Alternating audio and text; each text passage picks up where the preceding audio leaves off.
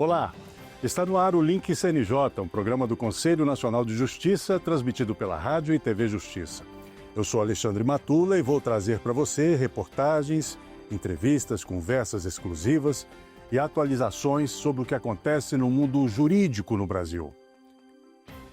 Você vai conhecer no programa de hoje o trabalho de preservação da memória dos processos judiciais relacionados à escravidão, à resistência e à luta pela liberdade de africanos e descendentes. O Conselho Nacional de Justiça tem atuado para preservar a memória histórica. Em outubro de 2024, foi instituído o Grupo de Trabalho Memória da Escravidão e da Liberdade. Ao mesmo tempo, o CNJ também atua no enfrentamento de uma realidade ainda presente, o trabalho análogo à escravidão. Em 2022, mais de 2.500 pessoas foram resgatadas de condições degradantes no Brasil, segundo dados do Ministério do Trabalho. O Programa de Enfrentamento ao Trabalho Escravo e ao Tráfico de Pessoas, articulado pelo CNJ desde 2011, busca fortalecer o judiciário na responsabilização de empregadores e na proteção das vítimas. Existe muito sofrimento na sociedade brasileira até hoje causado pela escravidão, com desigualdades brutais e que o Poder Judiciário tem por missão constitucional, na medida do possível, eliminar essas desigualdades, mas, acima de tudo, a gente precisa, para assegurar direitos e dar efetividade para a Constituição, trabalhar no sentido de que tem que estar na cultura brasileira, não só na cultura jurídica, uma aversão, uma repulsa, uma total não aceitação da exploração das pessoas por outras pessoas. E a gente conversa agora no painel de hoje com Alana Duarte Miranda, juíza do Tribunal de Justiça do Estado de São Paulo. Também convidamos para participar Franciele Rocha de Oliveira, doutora em História, coordenadora geral de Relações Institucionais do Arquivo Nacional. Como é essa questão da escravidão contemporânea? Como é que é esse trabalho que é desenvolvido hoje e como é que está isso no Brasil? Fique à vontade. Olá, pessoal do Link CNJ. É uma honra estar aqui com vocês hoje, compartilhando um pouco do nosso trabalho, né? A gente vê muito forte a luta dessas pessoas para terem os seus direitos reconhecidos, o acesso à cidadania, né? E elas usam do campo judicial, né? Usam das barras da justiça para conseguir uma série desses direitos, se fazem representar. E isso deixa uma série de documentações para nós, que hoje lutamos pela preservação desses documentos, para que essas histórias possam ser preservadas, contadas, reconstituídas, para se fazer valer uma série de direitos, entre eles o direito de memória. A gente fala, inclusive, sobre direito patrimonial, direito territorial, mas, sobretudo, aqui também gosto muito de destacar o direito de memória que essas pessoas têm sobre suas próprias histórias, sobre a memória de temas sensíveis, como a escravidão e a liberdade, e a possibilidade de efetivar direitos. Ótimo, perfeito. Bom, doutora Alana, como é que ficamos em termos de justiça, então? Esses casos, né, de trabalho análogo ao do escravo, como é que eles chegam à justiça? São muitos os casos que chegam. A senhora tem um envolvimento direto com isso, juíza, né, do Estado de São Paulo. Conta pra gente isso aí. Fique à vontade. O sistema de justiça, na verdade, vem trabalhando nesses últimos anos, especialmente com políticas muito importantes do Conselho Nacional de Justiça, como o protocolo de julgamento com perspectiva racial, para tentar trazer essa memória disso que a Franciele disse, para tentar trazer de forma estrutural a visão, esses óculos, para o sistema de justiça, para que ele consiga enxergar as consequências dessa restrição de direitos e de toda essa deficiência de acesso. Quando a gente pensa em escravização, socialmente, né, no senso comum, a gente pensa que escravização é só o cerceamento de liberdade de pessoas negras que vieram da África. Mas quando a gente entende isso de uma forma um pouco mais ampla, essas pessoas, na verdade, tiveram a sua identidade violentada, as suas raízes culturais, as suas crenças, as suas famílias, e isso passa invisível por muitos anos no país, até mesmo nos estudos jurídicos. Mais recentemente, a gente enxerga esse tema de memória não como um tema passado, como lembrar de um passado muito distante, a escravização há mais de 100 anos. A memória, na verdade, é uma memória viva e uma memória presente. Quando a gente pensa em memória da escravização, a gente pensa em entender esse processo e olhar como é que ele impacta hoje. Isso se espraia em todos os segmentos do sistema de justiça, não só na justiça do trabalho, quando trabalha com o trabalho análogo à escravidão. Que esse trabalho hoje, infelizmente, grande parte desses casos são casos de mulheres ou crianças negras escravizadas ainda trabalhando de forma que não acessem nenhum direito. Isso é muito comum no campo também. Mas a gente consegue ver esse impacto no sistema da infância e juventude, que é uma justiça altamente racializada, que trabalha com crianças e famílias negras muito vulneráveis. A gente olha isso no acesso aos direitos das comunidades quilombolas, a maior parte delas ainda não titulada no país. Então, quando a gente pensa em memória, na verdade não é falar de um fato tão distante assim. A memória, na verdade, é uma memória viva, atual, presente, que o sistema de justiça tem o dever de preservar e olhar para essa memória para poder entender o que acontece hoje. A memória é uma forma, na verdade, de reparar esse tecido social tão violentado com todo esse período tão longo de escravização que a gente vivenciou. Ótimo. Bom, começamos muito bem aqui, são muitas as questões. Eu peço licença aqui agora às nossas convidadas. A gente faz agora um rápido intervalo, mas daqui a pouco voltamos para continuar essa conversa. Até já.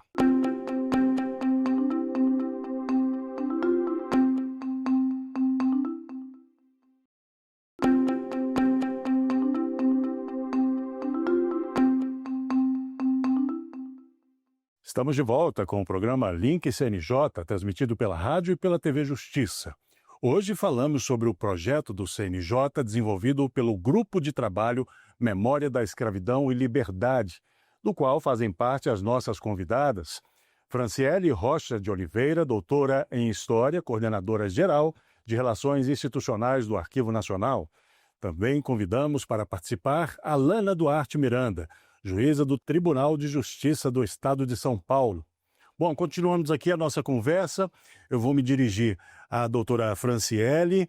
Como é esse trabalho, a senhora como coordenadora geral de Relações Institucionais do Arquivo Nacional, como é esse trabalho de juntar essas peças desse arquivo, imagens, áudios, de tudo que a gente tem de memória? Pessoas escravizadas, africanos escravizados, seus descendentes, deixaram rastros de sua experiência, de suas vivências, nos mais diversos suportes, nos mais diversos tipos de registros documentais que estão preservados em diversos arquivos do nosso território nacional. Isso envolve não só o próprio Arquivo Nacional, no qual eu me encontro, a instituição na qual eu me encontro, mas também os arquivos dos tribunais, né? Os arquivos judiciais. E arquivos públicos, privados e comunitários são fundamentais peças, provas das experiências dessas pessoas em escravidão, em luta por suas liberdades e no pós-abolição. Então, esses registros, eles são os mais variados possíveis. A gente tem desde processos criminais, a gente tem inventários, testamentos, cartas de alforria, registros de compra e venda de pessoas escravizadas. A gente tem uma série de documentos relacionados, por exemplo, dentro dos inventários, as matrículas de pessoas escravizadas, que nesses processos eram compreendidas como propriedades, como bens, que eram passados, né, por herança ou por inventário. A gente tem o caso de africanos livres, que é o caso de africanos que entraram no Brasil ilegalmente após as leis antitráfico. Então, uma série dessas pessoas se constituem juridicamente para irem aos tribunais reivindicar o reconhecimento de suas liberdades e da sua escravização ilegal. Então, a gente tem uma série de documentos que se chamam ações de liberdade, né? Essas ações de liberdade, esses sujeitos reivindicam ao Império do Brasil que são livres e assim querem ser tratados como tais, né? Então a gente também tem provas dessas violações de direitos por meio dessa documentação. E nós, historiadores, historiadoras, pesquisadores, antropólogos, sociólogos, juristas, a gente vai atrás desses registros, a gente permanece dentro dos arquivos, olhando uma série desses documentos, inclusive documentos civis cartoriais, documentos paroquiais de batismo, nascimento, casamento, óbito, que dão a dimensão da experiência da vida dessas pessoas, da vida e da morte. Eu sempre digo isso porque a gente consegue falar, sobretudo, de condições de precarização, de precariedade, e fornecer um panorama dessa sociedade brasileira que é desigual, né? Que é desigual e que também é diverso. Existem casos na justiça que chegam à justiça de pessoas que, descendentes que pedem essa reparação? A maior parte dos casos que eu tenho analisado ou que eu tenho experiência jurisdicional são das comunidades negras reivindicando direitos coletivos que emergem dessa história que você resgata. Como a Franciele disse a respeito das comunidades quilombolas principalmente, ou comunidades negras que precisam resgatar direitos culturais, algum direito que nasça diretamente dessa história e dessa trajetória. Quando essas pessoas vão hoje diante do sistema jurídico procurar, por exemplo, proteção territorial, proteção cultural, até mesmo a proteção na seara ambiental, elas precisam resgatar documentos históricos para dizer para o Estado, olha, a gente sempre esteve ali. Um dos casos mais comuns que a gente tem é os casos que envolvem conflitos socioambientais, em que, por exemplo, barragens ou grandes empreendimentos desenvolvimentistas vão atingir esses territórios dessas comunidades negras, e essas comunidades vão dizer, espera, eu estou aqui há centenas de anos e a nossa história existe. E aí precisam vir ao sistema de justiça para tentar acessar esses documentos ou acessar toda essa trajetória. Eu não sei se eu posso dizer que existem experiências de pessoas individualmente procurando esses direitos, mas a gente tem muitos exemplos no país dessas reivindicações de direitos coletivos, até mesmo ali ao final da escravidão. São Paulo tem a grande experiência do Luiz Gama, né, que muitas ações ele manejou para libertar pessoas que já eram consideradas livres, porque o tráfico escravista já era proibido, mas as pessoas continuavam trazendo pessoas negras escravizadas. A gente tem várias dessas petições hoje no Museu do Tribunal de Justiça aqui no estado de São Paulo, em que você pode ver essa reivindicação por direitos. A gente tem a experiência de Minas Gerais, que encontrou o testamento da Chica da Silva, que é uma grande figura mítica até, de como se construiu essa ideia de Chica da Silva. Existe uma reportagem sobre isso no Tribunal de Justiça. Existe o Maranhão, trabalhando fortemente com a proteção documental das comunidades negras e a proteção individual dessas comunidades. A gente tem Pernambuco trabalhando nesse segmento também. E a gente tem no Ceará um exemplo muito recente, da figura do Dragão do Mar, né, que supostamente foi uma pessoa que atuou se negando a traficar pessoas escravizadas e a trazer pessoas escravizadas. Disse que foi um grande jangadeiro, um grande navegador, e essa história é uma grande história do Ceará. E hoje, recentemente, eu soube que o Ceará vai renomear um prédio público que antes tinha nome de um comandante do exército com o nome do Dragão do Mar, dada a sua trajetória. Então, quando a gente olha de forma difusa, a gente encontra essa história, essa preservação em vários segmentos, e no sistema de justiça a gente vai ter muito material, né, para contar essa história. Doutora Franciele, o grupo de trabalho criado, ele pretende reunir todo esse material, né, de preservação. Em que pé que está isso? Como é que está sendo esse trabalho? Então, o GT Memória da Escravidão e da Liberdade, ele foi criado pela Portaria 337 de outubro de 2024, do ano passado, e ele reúne cerca de 20 membros, 22 membros, né, entre, né, magistrados, juízes, como é o caso da doutora Alana, e historiadores, arquivistas. Então, ele é um grupo bastante diverso, muito competente, dedicado, né, a constituir estudos para que a gente consiga consolidar uma proposta, apresentar uma proposta de política de conservação, organização e difusão do acervo documental, do Poder Judiciário, sobretudo, relacionado aos processos judiciais de pessoas escravizadas em escravidão e liberdade de seus descendentes, então da população negra em geral. E aqui eu chamo atenção para isso também. Ainda que a escravidão seja um marco importante, né, nessa política de preservação documental, a gente é um GT de escravidão e liberdade. Então, a gente entende que a experiência dessas pessoas atravessa o tempo, né? Então, a gente vai para além do 13 de maio de 1888. Essas pessoas viveram, se a gente pega a última geração dos nascidos, a geração dos nascidos de ventre livre, eu trabalhei com famílias que foram nascidos de ventre livre que viveram até os anos 60, então 1960. Né? Então, se a gente pega essa descendência que hoje reivindica as terras quilombolas, a gente está falando de pessoas que vivem esses territórios há 160 anos, né? E comunidades que a gente reconstitui 6 gerações, 7 gerações. E esse GT, que ele é diverso e possui, né, diferentes pessoas pensando sobre essa política, ele visa conseguir computar essa documentação, entender, fazer um levantamento documental dos arquivos dos tribunais do século XVIII, XIX, em escravidão e liberdade, relacionados às pessoas negras.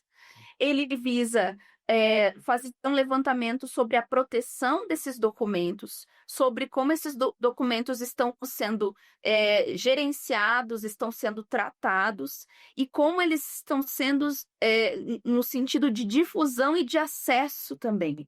Doutora Alana, como é que é esse trabalho de um magistrado num grupo desse de preservação de memória? A gente divide ali o trabalho em 2 segmentos. O segmento judicial, que é o segmento de processos judiciais que trataram ou tratam dessa matéria, tanto aqueles que ingressaram ali no finalzinho da época da escravização, ou aqueles que vieram depois, como a Franciele disse, que trazem uma memória também de liberdade, quanto o segmento extrajudicial, onde a gente tem documentadas essas transferências de propriedade, que no caso são as pessoas escravizadas que eram propriedade.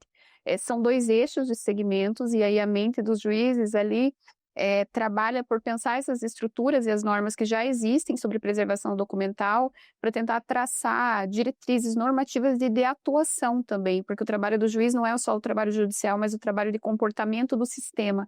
Como que o sistema pode se comportar quando, por exemplo, um juiz estiver na sua jurisdição e descobrir que tem um documento desse na comarca? Como é que ele vai se comportar se ele for um corregedor de cartório, por exemplo, e o seu cartório extrajudicial tiver documentos que necessitam de preservação e até então não se sabia por que da importância ou não se conhecia a existência desses documentos. Esse manual, o grupo procura constituir também um manual de atuação do judiciário para que os magistrados saibam como agir quando se deparam com essa memória dentro da sua comarca e isso precisa de preservação. A minha experiência prática, na verdade, é que minha comarca é uma comarca muito antiga no estado de São Paulo. Eu tenho um cartório extrajudicial desde 1830, então de 1830, no mínimo até 1888, eu vou ter ali vários registros documentais a respeito de pessoas escravizadas e é no exercício dessa jurisdição que essa temática entra na minha carreira, me trazendo essa memória e que eu procuro atuar, né, para que a gente possa de uma forma mais global, implementar uma proteção. Perfeito.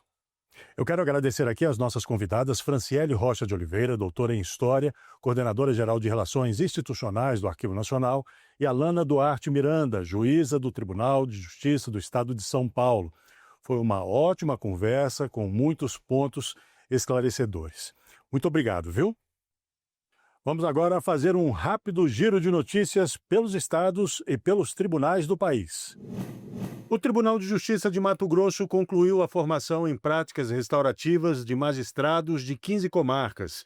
A capacitação, que é o modelo de resoluções de conflitos, baseado no diálogo entre os envolvidos, com a busca pela restauração dos danos causados, foi oferecida pela Escola Superior da Magistratura do TJ. A Penitenciária Estadual de Curitibanos, em Santa Catarina, tem 1.055 reeducandos. 876 deles trabalham em confecção de roupas masculinas, peças de veículos, fabricação de estofados e outras atividades. Um índice de 83,3% entre os mais altos do país de reeducandos em atividade laboral. A unidade prisional tem parcerias com 11 empresas privadas e 3 órgãos públicos. As ações são acompanhadas de perto pelo Tribunal de Justiça de Santa Catarina e pelo CNJ. O Tribunal de Justiça do Rio Grande do Norte concluiu a formação de 107 educadores dentro do programa Justiça e Escola, no município de Várzea, no Agreste Potiguar. O programa adota a metodologia O Caráter Conta, que promove valores éticos apoiados em 6 pilares: cidadania, respeito, responsabilidade, senso de justiça, sinceridade e zelo. Tudo a ser repassado pelos professores na vida prática para os estudantes da cidade. Chegou a hora de acompanhar algumas das postagens que marcaram a semana nas redes sociais do CNJ. Fala pessoal, tá no ar mais um CNJ nas redes. Vem comigo conferir os destaques da semana.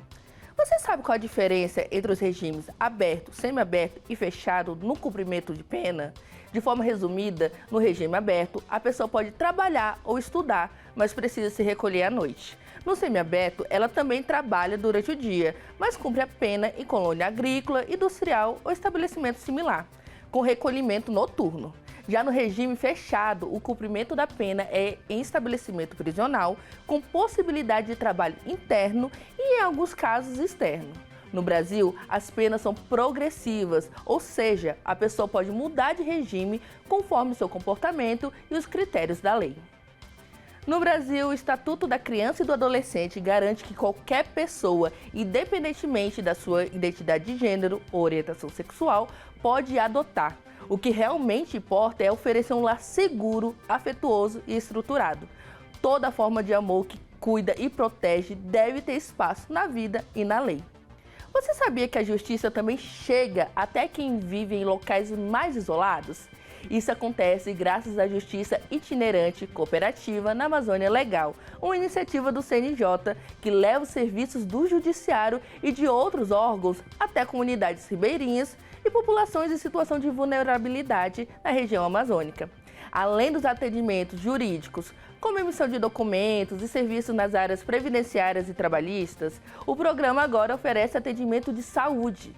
É a justiça chegando onde mais importa, perto das pessoas. Curtiu? Então segue o CNJ nas redes e no nosso canal do WhatsApp para ficar por dentro dos seus direitos e das ações do Judiciário. Até a próxima! É hora do quadro Uma História, em que uma juíza ou um juiz conta uma história marcante que tenha vivido na carreira no Poder Judiciário. Vamos acompanhar.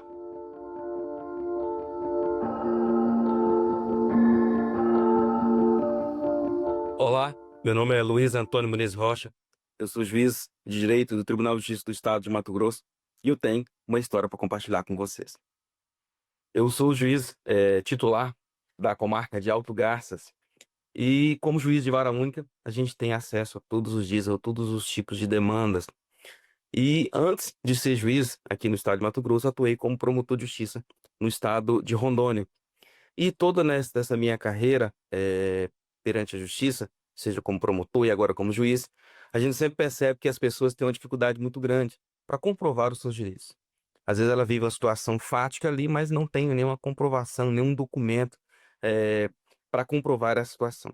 Cito como exemplo as pessoas que convivem em união estável, que às vezes precisa ir ali perante os órgãos públicos para solicitar um serviço público e até mesmo perante a justiça para ter reconhecimento dos seus direitos. E às vezes não consegue, exatamente por falta de documentação. Por essa razão, aqui na comarca, chamei ali os órgãos parceiros, Ministério Público, Defensoria Pública, a Secretaria de Assistência Social da Prefeitura e o próprio cartório do segundo ofício aqui da comarca. O que foi a ideia?